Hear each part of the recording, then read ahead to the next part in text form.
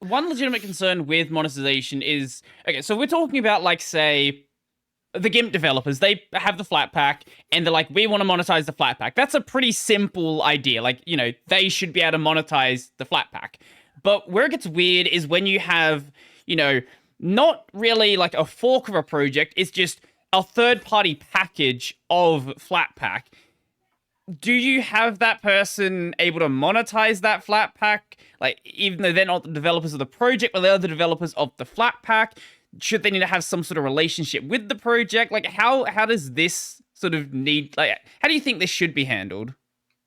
Yeah, that's one of the reasons why we developed and launched the verification features that have just come online a couple of months ago, when we kind of switched over the internet's worst kept secret, the beta Flathub site, now actually on flathub.org. And that verification process will be a requirement before you can access any donations or payment features. And so whoever's logged into the kind of Flathub developer console needs to then show that they are also a developer involved in this software. Right. That's done from a sort of computer level. That's done with domain names and GitHub or GitLab accounts. GitHub and GitLab accounts. And it's not even 1 a.m. for me. It's just Tuesday. There's also layers on top of that, obviously, like what name the application has, what icon it has. And so we are working on, as a prerequisite to turning on any kind of payment or donation features, we will also, if you change the description or the icon of the application, it will go into a review queue, and at least initially a human being will look at it and say, yes, this is still the GIMP, or like, actually no, this is not the GIMP. And just do some eyeballing and make sure that that's we're making representations to the users about, yes, this is verified and this is actually who you think it is. Because those problems are pretty hard to solve otherwise. There isn't really another kind of empirically true fact other than like someone who made this software uploaded it to Flathub. Obviously that software is going to be a patchwork quilt that could be a fork of this other one. Minecraft launchers seem to have like a whole subsection that they kind of fork pretty much constantly. My son has, we had to move from PolyMC. That was like unheard of. And now we're on QuizMMC. That story. Right. I just caught up with that, but I realized I had joined my Discord a while ago. That was fun. He doesn't like me. I had some emails. He definitely doesn't like me. Because there wasn't much coverage like outside of the Linux space, but I was like one of the channels that sort of covered it in the FOSS sort of context, and I went deep. I dug up everything that was going on with this project, and yeah, man, that was a fun time. I miss that. I miss that experience. We still get emails sort of like, why are you shipping this? And it's like, it's terrible. You should redirect people. And like, he controls the domain. There's not much we can do about that. So it is what it is.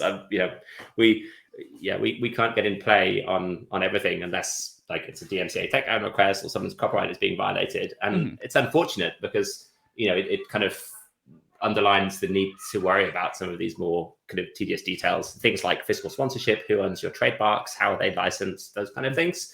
I mean, when projects get to a certain size, kind of number of developers and things, you need to think a little bit about those legal structures. And so, but there's lots of organizations to choose from. I mean, I with my GNOME hat on, I've been looking at how can we sort of formalize. So we launched the GNOME Circle initiative sort of 2 or 3 years back, and it's one of the things that one of the quite cool things that I think I've done on the GNOME board was kind of help to sort of create that and start it. And it's just been really cool to see.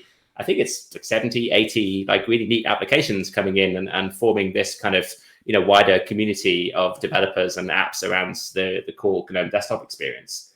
And so we've been looking at how do we start to offer maybe things like donations, handling and fiscal sponsorship stuff, basically like legal support or trademarks or those things, so that we actually extend like a bigger umbrella out to those projects. But there's lots of great nonprofits in the space that will do that as well. So you can use OpenCollective if you just want a website and like take some donations and things. But there are others that will go out and enforce the GPL on your behalf, like Conservancy and folks in between, like SPI, who'll sort of keep a bank account and reimburse expenses and things. So there's lots of different options that are available to set up the legal structure to go with your projects. I kind of have a secret, well, it won't be secret anymore, but my hope is that we can integrate between Flathub and Open Collective. Okay. Because one of the problems that we have with Flathub using Stripe is there's basically a list of countries that Stripe likes. Yeah. And if you're in one of the countries that Stripe likes, then you can set up your account and you can receive payments and yada yada. And like the EU is there, UK, US, Australia, whatever. It's just not very representative of the global South. And even as a US nonprofit, and that's going to more endless, even just wire transferring to Brazil or India or something creates, and that's a lot of people, right? That's it creates really big barriers just for kind of compliance and taxes and treasury controls and all of this stuff. And actually being able to hold the money on behalf of the project, and then they can reimburse expenses or buy equipment or reimburse airfares or whatever. That obviously opens it up and makes it a lot more flexible for how people can actually make use of these donations and payment stuff. Even if you just forget about like the whole worldwide thing, just the different states in the US that all handle taxes completely differently. Yes. Yeah. Stripe handles that very well. You can tick a button and Stripe, you put your tax codes in. And if it's business software or entertainment software, or if it's downloaded or if it's on a disk or whatever, you tell Stripe all of that. There's actually a bit in the Flathub web app that basically tries to infer tax codes from desktop file descriptions. Like, this is a game, we'll give it this tax code. This is productivity software, we'll give it this tax code. And then so that we can actually put the right tax codes in, and then it will collect the right sales tax, and then it will generate the right. And you don't get a letter from the US tax collection agency. Yes. I mean, you normally get 50K or 100K that you can do before having to do any sales tax filings. Right. So we can keep an eye on it and see, like, if it goes like really, popular in Nevada, we might have to file sooner. Actually, I think Nevada has no sales tax, but anyway. Yay. Stripe does that for you. Yeah. So the Open Collective thing, you're going to talk about the potential partnership between that. Yeah, so there is an API, so you can, it might just be more work to do on the Flathub side, but I kind of quite like a way, if you're a developer and you can kind of sign up and say, look, I've already got this Open Collective, then kind of attach the app and the Open Collective together so that donations go into your collective. Collective. Because then if you're in, one of the GNOME directors is in Paraguay, and it's really hard to send money to Paraguay, and he's like, I'd like to collect donations for Flat Seal. This is Martin.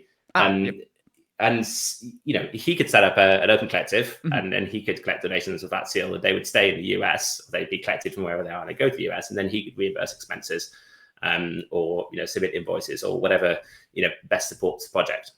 So I think it just opens up economic opportunities for people to kind of handle their project expenses and donations in a better way. Yeah, like also it just brings everything together. Like the problem with having this is a problem that I have with managing my stuff. I have my YouTube AdSense, I have my Patreon, I have my LiberaPay, I have this, I have that. And dealing with all of these different things is kind of a nightmare. If you can have everything going to one thing, that is so much easier to manage.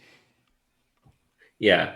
I have this idea. I thought about some LiberaPay as well. Like, can we, if you've got supporter content in Flathub, how do we kind of passport from another system to let you access the supporter content that you put in Flathub? So can you pair your Flathub account with your Libera account so that if someone registers their app, then we recognize that they're a contributor there and they let you access the supporter stuff in Flathub. And it's like, yeah, I mean, that would be cool. It's on the list. I wouldn't say it's near the top of the list, but it would be like an interesting thing to look at. Or could we add that as a payment option and then we'd integrate, in both directions?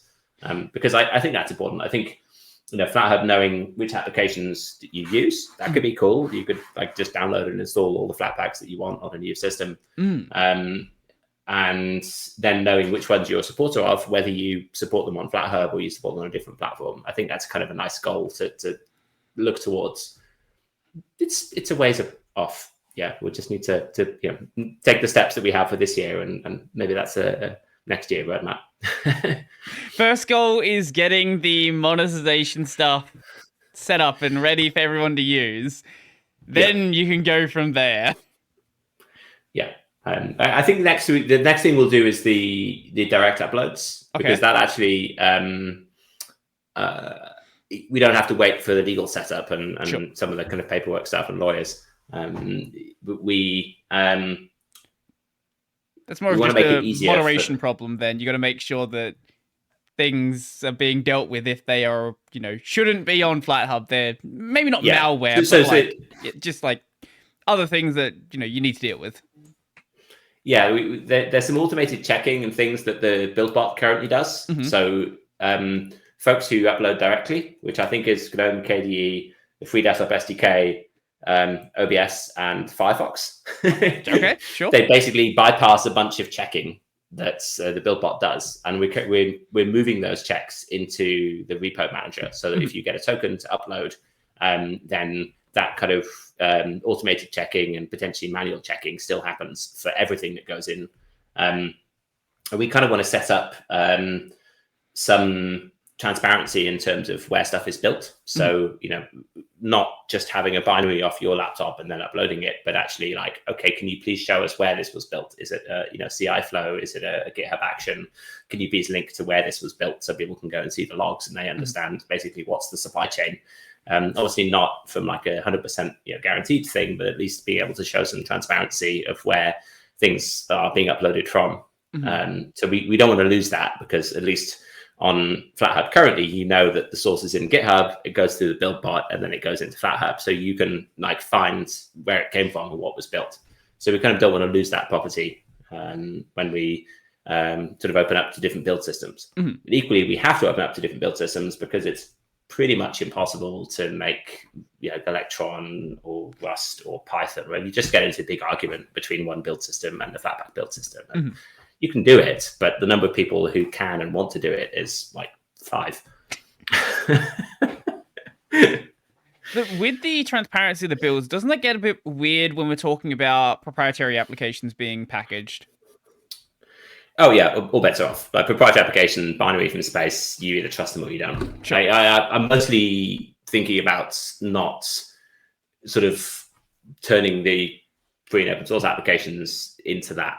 Right. So it's like, it's just a binary from someone's laptop, and apparently this is the source code to it, but I have no way of knowing. Right, so we would still like to lean Flathub towards things being kind of built in public infrastructure that we can actually then see the build process that was used. So some of that is a little bit of social pressure of like, okay, can you please link to the build logs, and Flathub will link to them, and there'll be a metadata field in the app stream, so it can go into KD Discover or GNOME software. Actually, maybe not build logs, but at least that it's recorded with each build, and give people, this is the GitHub action. Copy paste this. That's a great way to build an Electron app, and this is how you should build it and upload it, and maybe try and upstream some of those things so that it becomes really easy to have a recommended flow of how to get a Rust app into Flathub. And if you follow these steps, people can see that you're following these steps, and they can see it running on a kind of inspectable system. Right.